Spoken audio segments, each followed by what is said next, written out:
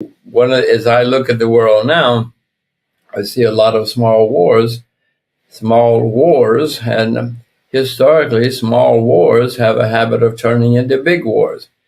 Let's hope it doesn't happen this time, but it always has. And you rightly point out that there are situations around the world now, and if it develops as history shows it will, leading to a big war sometime in the next year, 2, 3 years. Global tensions in 2024 are near boiling point and becoming increasingly problematic. The ongoing conflict between Ukraine and Russia remains a significant point of geopolitical tension, as do Middle East conflicts with the civil war in Syria, the humanitarian crisis in Yemen, and the enduring Israeli-Palestinian conflict continuing to destabilize the region. Various parts of Africa also are experiencing instability due to political unrest, terrorism, and ethnic conflicts. Countries like Ethiopia, Sudan, and the Democratic Republic of Congo are dealing with internal conflicts that have regional implications. The tension between China and Taiwan is a major flashpoint in East Asia. China's increasing military activities near Taiwan and its assertive stance on claiming the island as part of its territory have raised concerns about a potential military conflict. The United States and its allies in the region, such as Japan and Australia, have increased their military presence and support for Taiwan, exacerbating tensions with China. Beyond Taiwan, U.S. China relations are strained due to trade disputes, technology competition, and differing political ideologies. With all these and many more worrisome developments across the globe, legendary investor Jim Rogers worries that the world may be on the brink of a large war, which will further destabilize the global economy and cause more chaos in the markets. Rogers has been warning about a severe downturn in the markets for quite a while. Last year, during an interview with Real Vision, he said, "In 2008, we had a bear market because of too much debt. Look out the window. Since 2008, debt everywhere has skyrocketed. It's a simple statement that the next bear market will be the worst in my lifetime because the debt has gone up by such staggering amounts in the past 14 years. Since then, the situation has worsened even further, causing more concerns about the general state of affairs in the world today." In a recent interview with Jay Martin, Rogers talks about the situation of things, particularly how the financial markets will respond to another world war. As we present clips from the interview, please take a little time to like this video, subscribe to the channel, and turn on post notifications for more videos on gold, silver, and other precious metals and commodities. Thank you, and enjoy the video. There are usually nearly always opportunities somewhere in some asset. It may not be in Microsoft, but it might be in cotton or something else. It might be in Uzbekistan. There are many places and opportunities in the world, usually. I like to see the world. I'm a little nuts.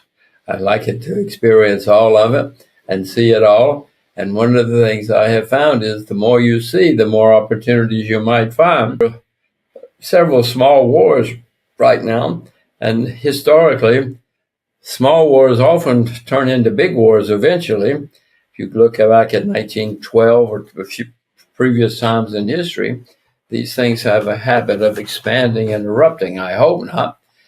Certainly, I hope not this time, but it has happened historically. You know, we've had bear markets for thousands of years, and I guess I live long enough to hope I live long enough to see many bear markets, because they always come, whether we like it or not. Politicians sometimes say, "Oh, we've done away with bear markets." Don't believe them. We will always and have always had bear markets. Now, as I look at the world now, I see a lot of small wars, and historically, small wars have a habit of turning into big wars. Let's hope it doesn't happen this time, but it always has. And you rightly point out that there are situations around the world now, and if it develops as history shows it will, leading to a big war sometime in the next year, 2, 3 years. I don't know when, I don't know where, but I know it has happened. Now, stock markets and nearly all markets around the world are very happy right now. Many of them are making all-time highs, and that's because central banks have have and are printing a lot of money. And when there's a lot of money printing, people have a good time. You look at the Bank of Japan, it's staggering how much money they've printed and how much they've spent and borrowed. Likewise, the central bank in the United States, everybody's doing it. So there are a lot of good feelings at the moment. But, Jay, history shows that when everybody's having a good time, it's time to start thinking about, hey, wait a minute, is this going to ever come to an end? I think most people know that the U.S. dollar has serious problems. We are the largest debtor nation in the world, to repeat myself. I'm not the only one who knows that. And the debts keep going up every day, every week, every month. So many central banks are starting to notice that. Also, Washington recently, in recent years, has started saying if they don't like you, they put sanctions on you, they won't let you use the U.S. dollar. Well, even our friends are saying, wait a minute, they could do that to us too. So many people, including our friends, are starting to look for a competitor to the dollar in case something happens.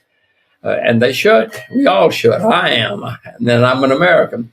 But I have not found yet the place to go that the world is going to go to. Central banks are increasing their holdings of gold because historically, for thousands of years, gold and silver have been places to put money as a refuge. Well, again, I'm not the only one who knows that. Many central banks are starting to increase their holdings of gold because they know that if the U.S. gets angry at them, they're going to have a problem. Well, that's certainly the way Washington is thinking and what they're trying to do. They want to make sure that everybody knows that the U.S. is in charge and they better do what the U.S. says. Yeah, that's their plan. But as I say, some people are starting to say, wait a minute, that could happen to us and we have to find an alternative because if it happens to us, what are we going to do? Nobody wants to be stuck with all of their money frozen and unable to do any kind of commerce. Nobody wants to be in that situation. And Washington's recent actions make many people, including our friends, say, we have to be prepared in case. During the interview, Rogers shares concerns for the U.S. economy, particularly due to the country's gigantic debt problem. He argues that Washington should focus on determining how to address the ever-expanding debt pile to avoid going into a debt spiral in the not-too-distant future. However, it is quite obvious that U.S. politicians, both Republicans and Democrats, see nothing wrong with the nation's massive $34.76 trillion debt. According to Rogers, this is probably the most worrisome aspect of it all. Whether it is Trump or Biden who gets elected in November, the problem will remain unaddressed and probably worsen more rapidly during the tenure. Yet decision makers are still so certain of our dominance over the rest of the world that we keep weaponizing the dollar, antagonizing even those we call allies. According to recent reports, G7 countries are looking to generate funds from Russia's frozen financial assets, which will then be sent to Ukraine to boost its war efforts against Moscow. Finance officials from the G7 economies met in Stresa, Italy, to discuss new ways of using the proceeds from some $280 billion of Russia's foreign currency reserves that were frozen by Western countries after the full-scale invasion of Ukraine in 2022. During a press conference after the meeting on Saturday, Italian Economy Minister Giancarlo Giorgetti said some progress has been made regarding the main issues, but there are some legal technical issues that still have to be resolved. There is strong positioning in terms of a political stance by all the G7 countries, Giorgetti added. During his interview with Martin, Rogers warns that issues like this will make the US and the West lose their hegemony all the faster. Let's get back to the video. Well, I have a lot of cash, and I have a lot of cash in U.S. dollars at the moment. I'm not selling short, not yet, because I don't see the hysteria that you usually see at the top is developing, but I don't think I see hysteria yet. So I am not selling short. I'm just sitting here in cash, mainly in U.S. dollars, because history shows that when people are panicked, they turn to the U.S. dollar as a safe haven. It's not a real safe haven anymore, Jay, because the U.S. is the largest debtor nation in the history of the world.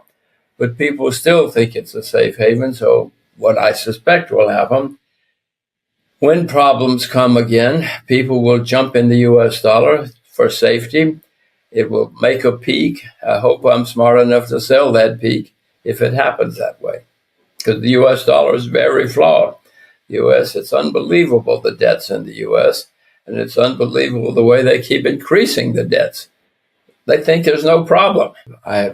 Timing the end of a 100-year cycle is pretty difficult, at least for me it is, but it is certainly, I see the signs are developing. Many people put nearly all of their money in U.S. dollars. It's becoming more and more of a safe haven in people's minds. But the facts are the U.S. is a huge debtor nation, and the debts are getting higher every day. That has never led to good things. In the end, if a nation becomes a huge debtor, it ultimately leads to problems. Yes, I own a lot of U.S. dollars at the moment because I expect people to turn to the U.S. dollar in terms of turmoil if it comes again.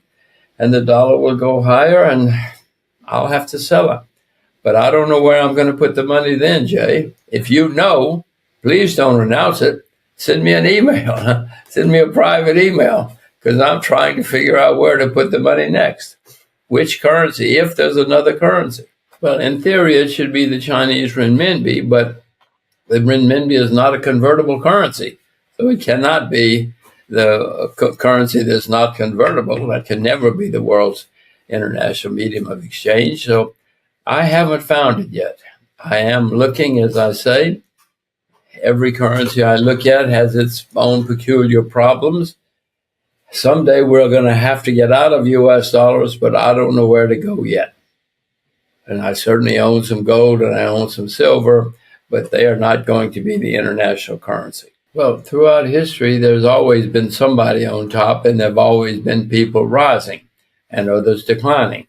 So we're just seeing history repeat itself. The U.S. has been the number one economy in the world. The Chinese have been rising and are rising. They will continue to rise. But if you look at U.S. history, we had some terrible problems along the way. We had a big civil war. We've had bankruptcies, but still the U.S. became the most successful country in the world. China will certainly have many problems as they rise, but I don't see anybody else that is going to rise to replace the U.S. except possibly China. Well, in 1924, Britain was the number one country in the world, the richest, most powerful. I mean, they're still there. It's 100 years later. They had gigantic problems along the way. They went bankrupt at one point. But still, they're still there, and there's still a lot of people having great success and making money. So the U.S. is not going to disappear overnight, I assure you. Nobody ever has. No country that has lost the pinnacle has dropped, unless they lost a war or something, has dropped immediately. The U.S. is not going to drop immediately. Don't worry.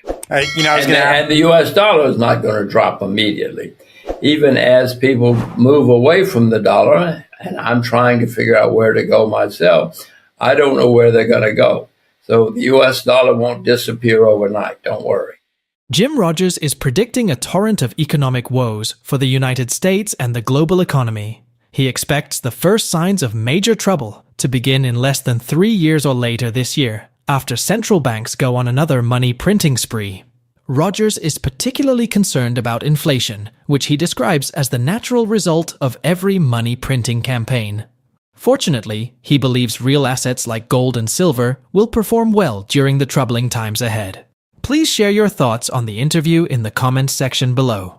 Also, give this video a thumbs up, subscribe to the channel, and turn on the notifications bell so you get notified every time we upload a video. We appreciate the support and see you in the next one.